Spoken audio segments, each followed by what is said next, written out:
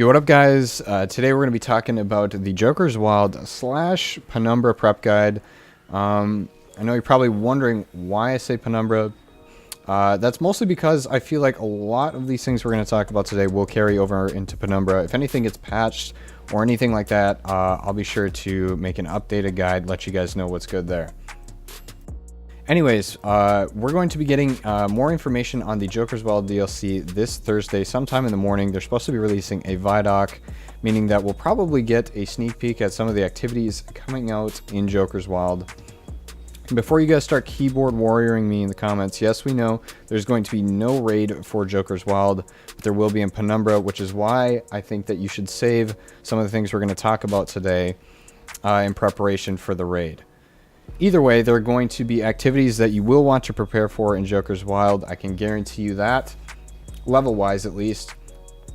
Without further ado, I don't want to keep you guys waiting forever. If you guys want to leave a rating on the video, it'd be much appreciated. And if you want to leave a sub, that's cool as well. Let's get into it, boys.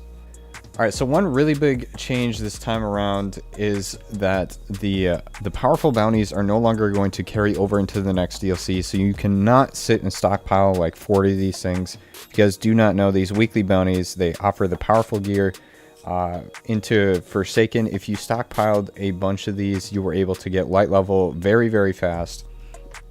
But that no longer works. So if you have any powerful bounties, make sure you get rid of them before Joker's Wild releases on March 5th. Otherwise, you have a chance of losing out on a powerful job. So in terms of one of the best things you can do to prepare right now is stacking your raid keys. If you are not already, I would highly recommend that you have at least a stack of 5 in your inventory if you possibly can. Anything over 5 keys in your inventory will be gotten rid of as soon as March 5th hits. So as you guys can see, I have 10 ethereal keys for Last Wish. A stack of 5 of these will be going down the trash. But the one loophole around this is that anything in your inventory, like I said, is going to disappear. But that does not mean that if you let ethereal keys go to your postmaster, they will be gotten rid of. I currently have 2 of each on each character. I still have 1 more to get this week, and it is the week before the DLC. So if you guys do have a stack of 5, all you have to do when doing a Last Wish is make sure your inventory is completely full. That way the key is forced to go to your postmaster. That way, as soon as Joker's Wild hits, you can go and claim your 5 keys in your inventory and then pick them up for the postmaster just to be safe. One other thing you can do to prepare for Joker's Wild slash Penumbra is if you have any of the Ace of Spades quests left or any of the pinnacle weapons such as Loaded Question or Breakneck that you have not picked up, all you want to do is make sure you finish those quests and just don't pick them up. It's that simple, because these do scale. These exotics will not be capped at 650 as far as I know. They did not mention anything in the This Week at Bungie post claiming that any of these weapons are going to remain at 650 when the new season hits. So I will assume that those will be some extra powerful drops if you guys do need them, and will be very, very useful.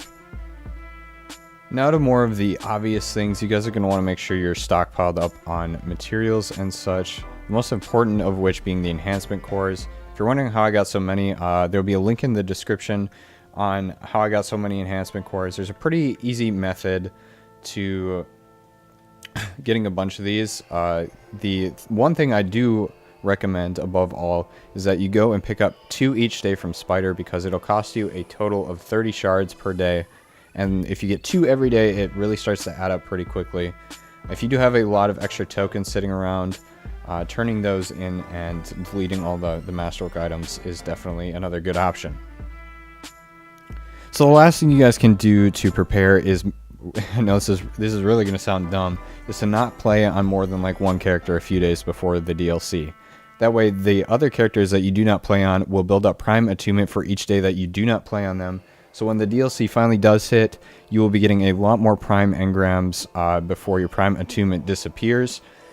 This way you can actually level up really fast. But again, if you guys don't want to blow through the DLC, or you don't really care too much about being prepared for light level wise for the DLC, I guess this whole guide really isn't for you. But I hope that kind of wraps things up. If you guys do have any questions about anything, if I forgot anything, be sure to leave it in the comments below.